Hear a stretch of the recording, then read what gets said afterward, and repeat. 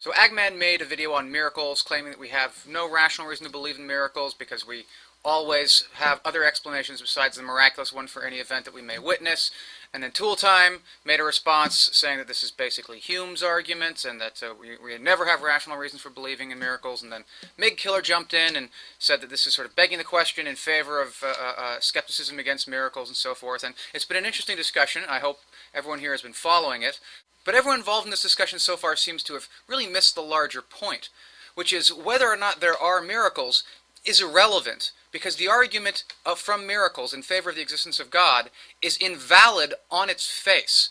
And so to demonstrate that, let's just grant all the premises for the sake of argument. We'll take the one that Lee Strobel is most fond of, this idea that we have all these facts that attest to the resurrection of Jesus Christ and so forth. We have the empty tomb and the testimony of the prophets and or the witnesses, etc., and so forth. And obviously, I think a lot of these premises are deeply flawed. But let's grant Strobel all that for the sake of argument. So Jesus died genuinely; he was actually brought back from the dead. How does this prove that God exists? The assumption seems to be that if Jesus was in fact resurrected from the dead, then the only plausible explanation of this is the fact that he is God and that therefore God exists. But really, if you just think about it for a second, you can see that that doesn't make any sense at all. There's all sorts of other alternate explanations. Maybe Satan is just fucking with Lee Strobel. Ever think about that? Maybe Satan really wants Strobel and all these other Christians to believe in Jesus because he's actually a false prophet. What better way to get people to go to hell than to convince them that someone else actually is the Son of God when in fact that person is not the Son of God? That would be a fantastic trick on the devil's part. Or maybe it's not the devil. Maybe it's some sort of trans-dimensional spiritual being that just happened to be passing by and can violate our laws of physics and biology willy-nilly. They saw Jesus, they dug his style, they decided to make him the beneficiary of their new experimental resurrection technology. I have no idea, but my point is that no one does. You can't go from the fact that Jesus was resurrected, even if you grant that's a fact, to the claim that therefore he was God and he exists. That's just invalid. The night sky could rearrange itself so that the stars spell out, "I am God, I am real, believe in me," and that still would not give us a good reason for believing in God. All it would give us a reason for believing is that something really weird is going on. Even if that is in fact a miracle, even if it is a violation of the laws of nature, it is still a leap to believe that God is responsible for that. Now, you might be saying, well, sure, the argument for miracles isn't a deductive proof for the existence of God, doesn't guarantee the existence of God, but surely it gives us a good reason to believe in the existence of God. No, it's a strong inductive argument, is it not? No, it's not. The very nature of miracles is that they're so bizarre that no one is in any position at all to judge what is the best explanation for them. So indeed, it may be God, or it may be the devil, or it may be something else entirely. But no one can claim to be in a position to look at a genuine miracle and assess and say, that is best explained by appealing to God. So in sum, the problem is not just that for any alleged miracle, there are more plausible, non-miraculous explanations for it.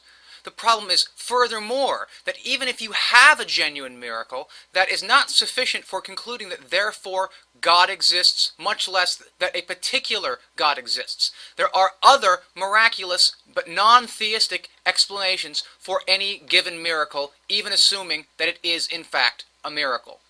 Which, of course, it is not.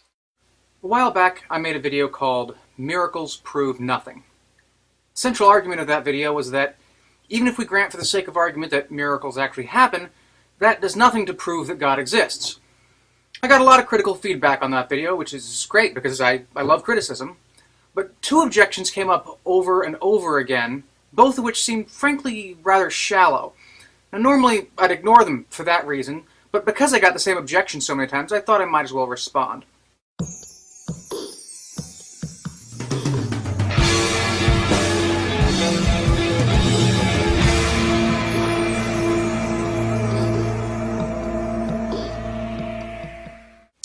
To briefly reiterate my arguments, take any set of miracles you like. Say, all the miracles of Jesus, including the resurrection. I'll just refer to the resurrection to keep it simple. Those miracles do not give us a good reason to believe in God, I argued, because there's an infinite variety of other possible explanations besides God done it. I proposed a number of off-the-cuff alternative explanations. UFOs, transdimensional beings, or, to paraphrase myself, maybe Satan is just fucking with us. Now, wouldn't that truly prove Kaiser Soze wrong? Wouldn't the greatest trick the devil ever pulled actually have been convincing the world that God exists? The first response was, well, if Satan exists, then God must exist too. Now, I'm not sure if I should blame myself for being too specific or my critics for their failure of imagination. I was not using the word Satan as a name to refer to the biblical character, but rather as a title to refer to a supernatural force bent on the deception and corruption of humanity. Just as the word God can refer to more than just Yahweh, but any variety of divine entities, I was taking Satan as a generic catch-all for all variety of evil supernatural beings. While there's obviously been a long Manichaean connection in various religious traditions between gods and devils, there's no necessary logical connection between them. Now, granted, I was pretty sloppy in my presentation, and I probably should have spelled that out a little bit more, but frankly, I thought it was kind of obvious given the context of the video. Alright, the next response was to invoke an inference to the best explanation argument. Sure, there are other possible explanations for the resurrection of Christ, but the best explanation is that he really was the Son of God. After all, it's possible that things fall to the ground because invisible green gnomes push them to the earth, but that's not a very good explanation, whereas Einstein's theory of general relativity is a much better explanation. My skepticism, taken to its extreme, would rule out not just miraculous explanation, the argument goes, but all explanations.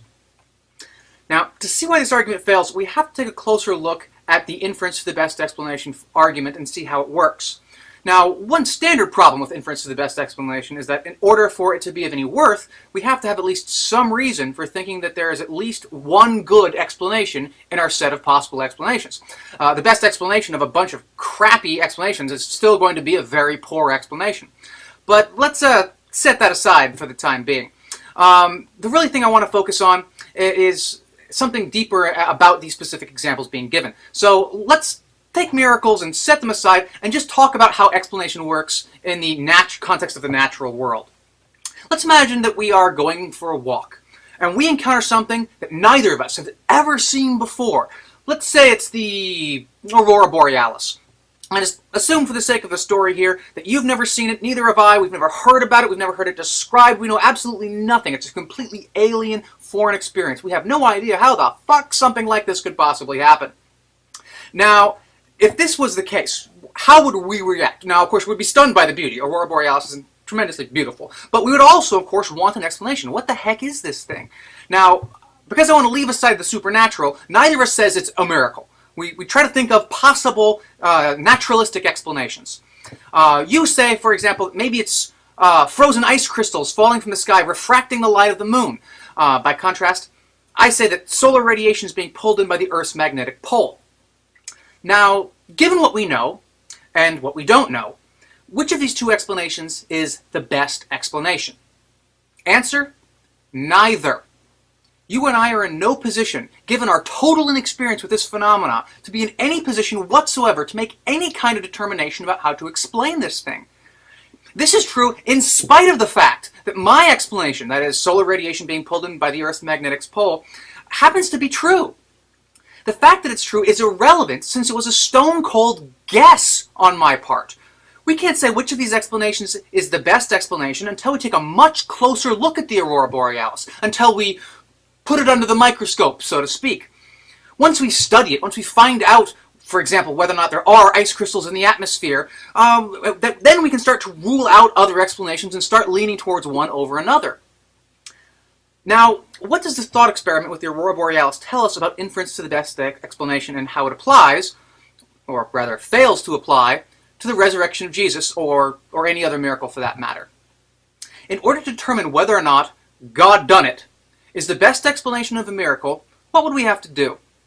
Well, we'd have to study it. We'd have to consider other possible explanations, figure out under what conditions those explanations could be deemed unlikely and rule them out. We'd have to examine the scope of possible explanations, see which one of them offers us a good theoretical grasp of the phenomena, which of them accords best with our general understanding of related phenomena, which of them allows us to make successful predictions of future events, which allows us to understand previously unexplained events, which allows us to exercise control over previously uncontrollable situations, and so forth. These are the standards by which we evaluate explanations, distinguishing good explanations from bad ones. In short, a good explanation is one that takes something that we don't understand and puts it in terms of something that we do understand. And miracles, by their very nature, do not and cannot avail themselves of this kind of analysis. They are sui generis, idiosyncratic, completely detached from any sort of regular, comprehensible framework, such that the very notion of a miracle is, for all practical purposes, something that's inexplicable. Theists like to think that they can explain miracles because they believe they do have a cognitive grasp on a framework that makes sense of these supernatural events. The Bible. After all, if what the Bible says is true, and we've got good reason for thinking this to be the case, then that provides us with an excellent framework for explaining miracles. But to argue in this manner is, of course, to beg the question. You cannot appeal to the Bible as a framework for understanding miracles without first establishing the general reliability of the Bible, especially as pertains to the supernatural claims that it makes. But that is the very thing under contention here. So to sum up, not everything that looks like an explanation actually is an explanation. God is only the best explanation of the resurrection of Christ if we assume we have a good grasp on God's mind, His intention, and His purposes. But the only way we could have such a grasp would be if we assume at the outset that God exists and that the Bible is an accurate depiction of Him. Absent this question-begging assumption, God done it is not an explanation at all. You don't explain a miracle by invoking a mystery.